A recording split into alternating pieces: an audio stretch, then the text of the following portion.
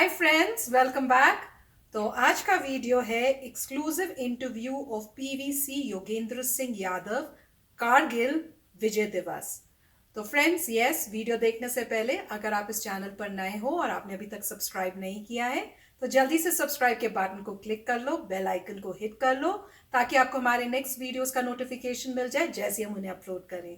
और वीडियो देखने के बाद अगर आपको अच्छा लगे तो करना लाइक और शेयर करना ये वीडियो अपने फ्रेंड्स और फैमिली के साथ। तो चलो फ्रेंड्स, देखते हैं इस ब्रेव सोल्जर की इंटरव्यू। वीरों के वीर परम वीर, कहानियां तो कई बार पढ़ने को मिलती है, लेकिन एक बार देखने का मौका, बात करने का मौका, ये तो सौभाग्य से ही मिलता है। और इस समय हमारे साथ है Subedar major Yogendra Singh Yadav, 18 battalion the grenadiers regiment, Kargil युद्ध में, टाइगर हिल की लड़ाई में। और ये मेरा सौभाग्य है कि मैं कारगिल युद्ध के दौरान, बाद में और अभी फिर आपसे मिल रहा हूं। ये मेरा भी सौभाग्य है और बहुत बहुत धन्यवाद, बहुत बहुत अच्छा लगा सावन जी। आज हम बात कर रहे हैं परमवीर योगेंद्र सिंह यादव से, उनकी वीरता के बारे में। ऐसी वीरता जो एक इतिहास अपने आप में है। क्यों? क्योंकि भारत के इतिहास में अभी तक केवल 21 परमवीर चक्र मिले हैं और आपको जो परमवीर चक्र मिला है वो यंगेस्ट परमवीर चक्र, यंगेस्ट किसी सेना के सिपाही को मिला है। आपकी क्या उम्र थी जब आपको? 19 साल। महज 19 वर्ष की आयु में आपको देश का सर्वोच्च वीरता पुरस्कार मिला, परमवीर चक्र।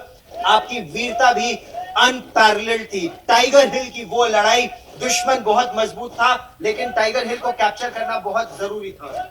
बिल्कुल बिल्कुल, उसी के लिए जो आज हमारी जनरेशन है यहीं पर तैयार हुआ। ये हमारी जन्मभूमि है, ये ग्रेनेडियर्स की जन्मभूमि है। मैं एक सिपाही, सिविलियन से सिपाही बना तो इसी ग्राउंड में बना, इसी धरती के ऊपर बना।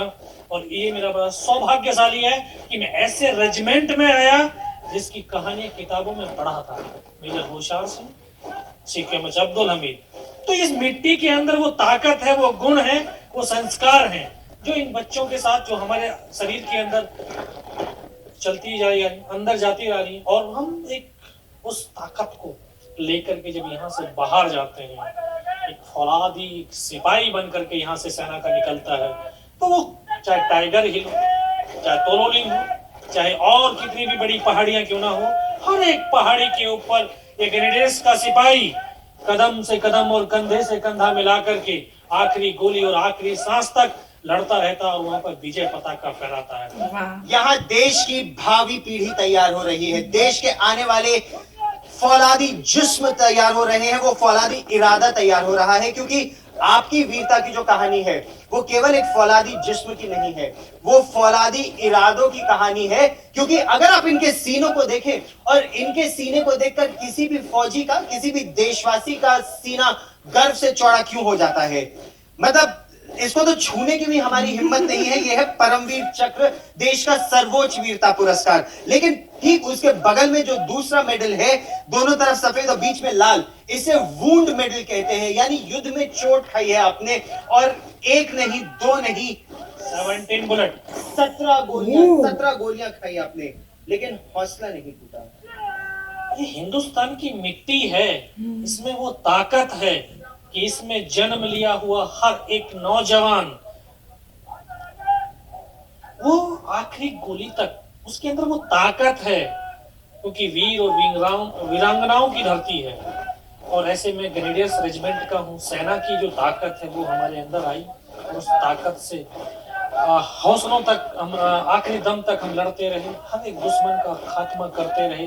तो सब बशर्ते कि एक ट्रेनिंग, एक कमांडर के जो है एक दृढ़ विश्वास, आपसी हमारा विश्वास, जो आज ये ट्रेनिंग कर रहे हैं आपसी विश्वास को तो जगा रहे हैं, पैदा कर रहे हैं कि विपरीत हालातों में भी कि एक सैनिक दूसरे का साथ नहीं छोड़ेगा।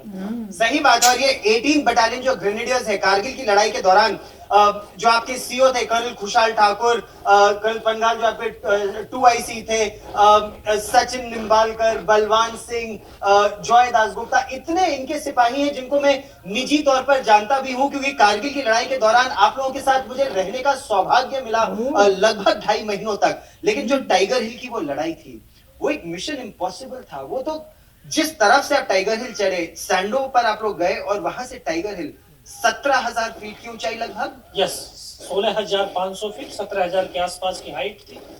लेकिन ये सैनिक के लिए, अगर सैनिक के इरादे और हौसले बुलंद हैं, तो 17,000 का 27,000 भी होती तब भी जो है वो कम दिखती।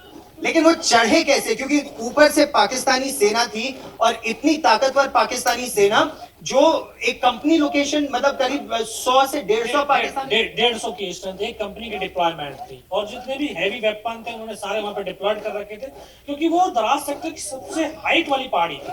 उसने पूरा डोमिनेट किया हुआ था पूरे दराज सेक्टर को। हमारा नेशनल हाईवे बिल्कुल ब्लॉक था, उसको खोलना बहुत जरूरी था। तो चढ़े कैसे वो 17? रस्सियों के सहारे एक दूसरे का हाथ पकड़ते हुए ऊपर की तरफ चलते गए। तो हौसले अगर बुलंद है एक सैनिक के, तो हाइट कितनी भी कुछ क्यों ना हो, वो हाइट उसको रोक नहीं सकती है। आप 17 गोलियां आपको लगी। एक समय ऐसा भी आया था जब आप वहां ऊपर थे, आपके हाथ में चोट लग गई थी, आपके पैर में गोली लगी थी, और उसके बावजूद आप लड़ते रहे थे। हाँ बिल्कुल, हाथ बिल्कुल टूट गया था। ये समझिए कि इसमें गोलियां लग लग करके पूरा हाथ छलनी हो गया था, पूरी हड्डी निकल गई थी। पैर में 2 जगह गोलियां लगी हुई थी, और पाकिस्तानी से एक सिपाही ने आके फिर पैर में गोली मारी, फिर गोली मारी है, फिर यहाँ पर भी जो है चेस्ट में भी मारी है, सीने में गोली मारी, फिर भी बच गए। फिर भी बच गया। लेकिन बचना था, ऊपर वाले को बचाना था। ये इतिहास गवाह है कि वीरता कभी दफन नहीं होती। मेरे साथ जो मेरे साथी थे, उन्होंने वो वीरता दिखाई, वो पराक्रम दिखाया। उस पराक्रम को दुनिया तक पहुंचाने के लिए शायद परमात्मा ने मुझे जिंदा रखा है। आज मैं जिंदा हूँ तो उन्हीं की बदौलत हूँ, उस ईश्वर की कृपा के बदौलत। हम ये समझना चाहेंगे कि अगर दुश्मन ने आपको सीने में गोली मारी, हाथ में गोली मारी, पैर में गोली मारी, कुल मिलाकर 17 गोलियां आपके शरीर से निकाली गई थी। जी बिल्कुल। बच्चे कैसे? वो सीने वाली गोली थी? वो सीने वाले जो यहाँ पे पर्स रखा था, पर्स में कुछ गिरट के 5-5 रुपए के सिक्के थे, और जब गोली जो उसने चलाई तो वो जाए सिक्कों पे जा करके लगी, इसलिए वो रिकॉशिट हो गया। और उसके बावजूद आपका हाथ नहीं चल रहा था, लेकिन आपके पास एक ग्रेनेड थी। हाँ ग्रेनेड थी, ग्रेनेड से उसके ऊपर हमला किया, और जैसे ही उस ग्रेनेड का हमले से वो पाकिस्तान का एक सैनिक मारा गया, फिर उसकी राइफल को उठा करके, क्योंकि एक हाथ तो चल नहीं रहा था, एक ही हाथ से उठाया, वहां से फायरिंग किया, दूसरे पत्थर से किया, तीसरे पत्थर से किया। उनको ये जजमेंट नहीं होने दिया कि यहाँ हिंदुस्तान की सेना का सिंगल पर्सन, उनको लगा कि हाँ नीचे से दूसरी टुकड़ी आ गई, और वो एक खौफ पैदा कर दिया उनके अंदर। उस खौफ से वो डर करके भाग गए। और सचिन निम्बालकर साहब, बलवान सिंह साहब, जो बाद में सब कर्नल है सेना में, उस समय सब यंग ऑफिसर्स। बिल्कुल, जो हमारे बलवान साहब बिल्कुल सेकंड लेफ्टिनेंट थे उस टाइम पे, और जो कैप्टन सचिन निम्बालकर उस समय कैप्टन थे, डेल्टा कंपनी कमांडर, और बलवान साहब हमारे टीम लीडर थे, घातक प्लेटून के प्लेटून कमांडर। और आप सब ने मिलकर, ये बहुत जबरदस्त जॉइंट ऑपरेशन था, और सेना एक साथ कैसे ऑपरेट करती है, ये उदाहरण ये टाइगर हिल की लड़ाई भी दिखाती है। लेकिन आपकी जो गैलेंट्री थी, किसी तरह आप नीचे आए, और तब आपने सीओ साहब कर्नल कुशाल ठाकुर को क्या बताया जिससे ये ऑपरेशन प्लान हो सका? बाकी हाँ, जब मैं ऊपर गया, ऊपर जाकर के देखा, वहां से वो भाग चुके थे। उनका जो वहां पर डिप्लॉयमेंट था, उनके टेंट लगे हुए थे, उनकी बड़ी बड़ी गन्स वहां पर लगी हुई थी, तो वो सब कुछ मैंने देख लिया था। फिर जब सीओ साहब के पास आया, सीओ साहब ने बोला बेटा कुछ बताएंगे, तो तब ऊपर गया, जब घटनाक्रम बताया, फिर उनको बताया कि सर जिस रास्ते से हमको चढ़ाया आपने, वहां पर तो उनकी मेन गन्स लगी हुई है, उसके जस्ट पीछे की तरफ उनके लिविंग टेंट लगे हुए हैं, तो उनका सामने लंगर भी था, वहां सब कुछ उनको क्लियर बताया। कि उन्होंने बोला हाँ बेटा यहाँ से कहाँ, अगर आप अगर यहाँ से डायरेक्ट टॉप को देखते हो तो हेलमेट में ऐसे पत्थर चमकता है, जस्ट इसके पीछे उनके टेंट है। तो उसी टाइम पे फिर जो है सीओ साहब को इन्फॉर्म किया, आर्टिलरी ने फायर शुरू कर दिया।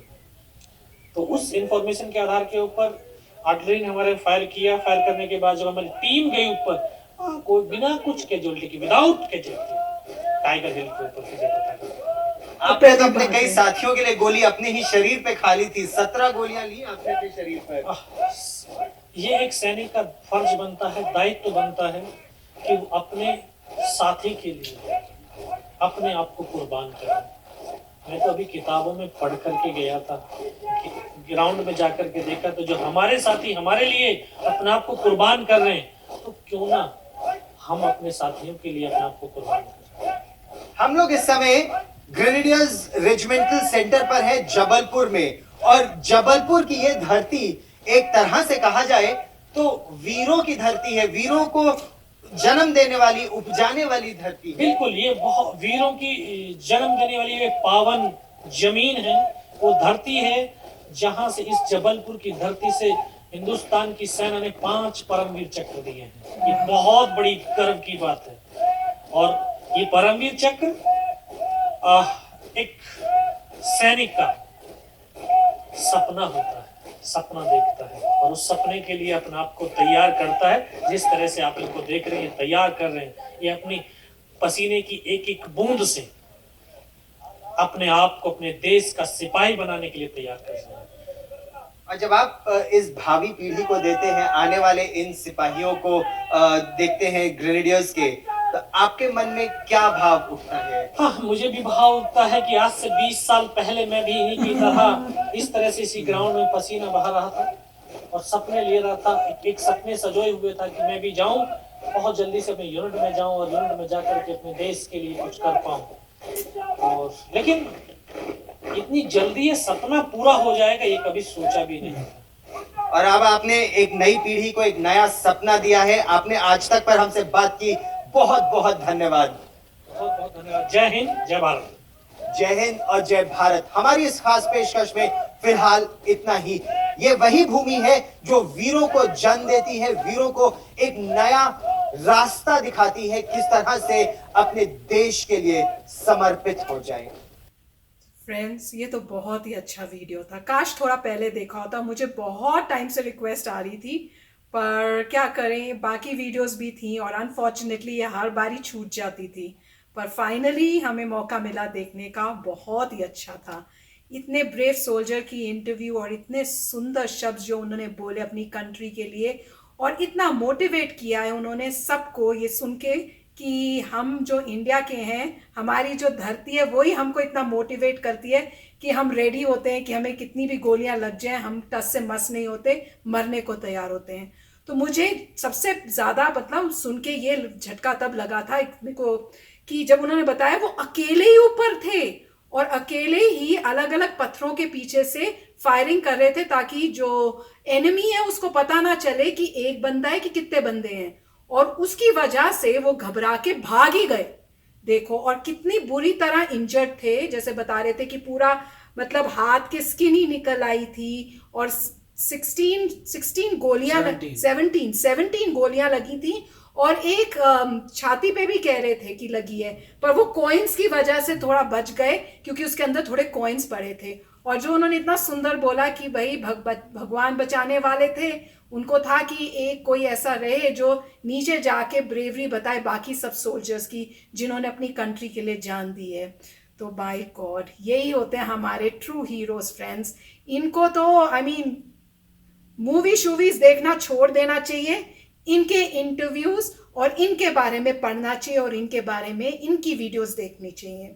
तो कमाल का वीडियो था, बहुत ही कमाल के हीरो हैं ये। बहुत ही अच्छा वीडियो था क्योंकि आपको एक सोल्जर नज़र आया जो 17 बुलेट्स के बाद भी रुका नहीं। आप ये सोचिए, एक बुलेट लग जाए तो नॉर्मल इंसान जो है मर जाएगा, वो चिल्लाएगा, शोर मचाएगा और मतलब ऐसा होगा घायल हो गया बिल्कुल। और यहाँ 17 बुलेट्स एक सोल्जर ने, जो यंग सोल्जर थे 19 ईयर्स के यंग सोल्जर ने 17 बुलेट्स के बावजूद अपने एक हाथ से गोली मतलब राइफल चलाई है जगह जगह से, जिससे ऐसा लगे कि अरे बहुत सोल्जर्स हैं।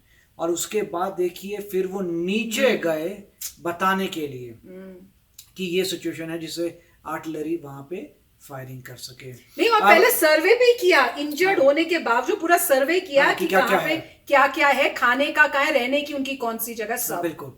और अब ये देखिए कि ये बहुत ही हम्बल और बहुत ही अच्छे खुशमिजाज लग रहे थे सोल्जर। तो ये मगर एक्चुअली उसके पीछे बहुत ही स्ट्रांग एक इंसान है। अभी लग रहे थे कि अच्छे बड़े अच्छे हैं जी, बड़े मतलब मॉडेस्ट हैं, हम्बल हैं, वो अच्छा ही दिखा रहे हैं। बट जब वॉर के टाइम पे यही जो सोल्जर है वो सबसे पावरफुल और खूंखार सोल्जर होगा, जिसको कुछ कर नहीं सकता। उस वक्त देखिए कि अब तो ये तो बोल रहे हैं जैसे कि ये काफ़ी 20 साल से ज़्यादा उनको हो गया है, जब ये 19 ईयर्स के थे तभी उनको मेडल मिल गया था। तो सोचिए उस वक्त कितने स्ट्रांग, कितने पावरफुल, कितने डेडिकेटेड। और कह रहे हैं कि मैं भी एक टाइम पे ऐसे ही एक्सरसाइजेस कर रहा था, ऐसे ही अपना परेड कर रहा था, और देखिए जितना भी ये टाइम हो रहा था उतने कॉन्टिन्यूस पीछे वो लोग परेड कर रहे थे, कॉन्टिन्यूस आ रहे थे जा रहे थे, कॉन्टिन्यूस परेड हो रही थी। और वो कह रहे हैं कि जबलपुर से इतने जो इनके सेंटर से, जबलपुर से ये हर एक जो डिवीज़न है वो अपने हिसाब से सिलेक्ट करता है। हाँ, कुछ नॉर्म्स होते हैं जो मिनिमम करिए, मगर एक्चुअल सिलेक्शन तो डिपार्टमेंट ही कर रहा है। तो जबलपुर जो डिपार्टमेंट है उन्होंने किसी को मतलब अपने लोगों को चुना है स्पेसिफिकली, उनको स्पेसिफिकली ट्रेन किया है जिससे वो बहुत ही अच्छा काम कर सकें। तो बहुत ही अच्छा वीडियो था, क्योंकि यहाँ पे जो है लाइव जब आप बात कर पा रहे हैं कि किसी से जिसको खुद मिला है मेडल, बहुत अच्छी बात है। मेरे ख्याल से इनको अगला बनाना चाहिए जिसमें वो अपना बता सकें हुआ क्या था टाइगर हिल पे, मतलब डिटेल में कि ऐसे पहले हुआ, फिर ऐसे हुआ, फिर हमने ये किया, फिर ये किया, उससे पता, क्योंकि उनसे सुनकर क्लियर है कि आप थर्ड पार्टी से नहीं सुन रहे, उन्हीं से सुन रहे हैं। तो उनसे डेफिनेटली अगर मौका मिले तो सुनना चाहिए कि हुआ क्या था, क्या चल रहा था और क्या क्या चीज़ें हो रही थी। उनको अपनी यादें वापस आएंगी और वो हमें ट्रू बताएंगे, तब पता लगेगा कितना डिफ़िकल्ट है फाइट करना। बॉम्ब्स फ्लाई हो रहे हैं, गोलियां चल रही हैं, लोग मर रहे हैं। आप सोचिए कि कितना टेंशन वाला इन्वायरमेंट होगा। और यहाँ पे वो आराम से अपना मुस्कुरा रहे हैं, बट 19 साल मतलब 20 साल पहले आप सोच सकते हैं कितनी टेंस इन्वायरमेंट होगा। और मेरे ख्याल से इनसे डेफिनेटली एक और इंटरव्यू होना चाहिए जहाँ पे हम पूरी सुन सकें हुआ क्या था। डेफिनेटली मेरे ख्याल से यूट्यूब में होगा वीडियो, तो हम भी सर्च करेंगे। और फ्रेंड्स, अगर आपको मिले वो तो आप भी हमें बता देना, ताकि हम उनका इंटरव्यू डिटेल में देखें। थोड़ा इन्होंने बताया था इस वीडियो में कि कैसे हम रस्सियों के थ्रू पर चढ़े और बिल्कुल स्ट्रेट उनकी लाइन ऑफ फायर में थे, इसी वजह से इतनी गोलियां लगी। तो कुछ तो बताया, पर इन डेप्थ नहीं बताया था। तो चलो फ्रेंड्स, आशा करते हैं आपको ये वीडियो अच्छा लगा होगा। इतने ब्रेव सोल्जर हैं, इतना कमाल का लड़ा और इतना ब्यूटीफुल बोला। और यही बोल रहे हैं कि बाकी जो सोल्जर्स पीछे कर रहे थे एक्सरसाइज, उनको भी मोटिवेशन मिल रहा है, उनके भी सपने हैं कि वो भी जाके ऐसी कमाल दिखाएं। तो फ्रेंड्स, चलते हैं, मिलेंगे नेक्स्ट वीडियो में जल्दी। Till then, take care and bye bye. तो अगर आप मेरे इस चैनल पे नए हो तो जल्दी से सब्सक्राइब के बटन को हिट करो और बेल आइकन को क्लिक करो, ताकि आपको मेरा जब नया वीडियो मैं लगाऊं आपको उसके बारे में जल्दी से पता चल जाए।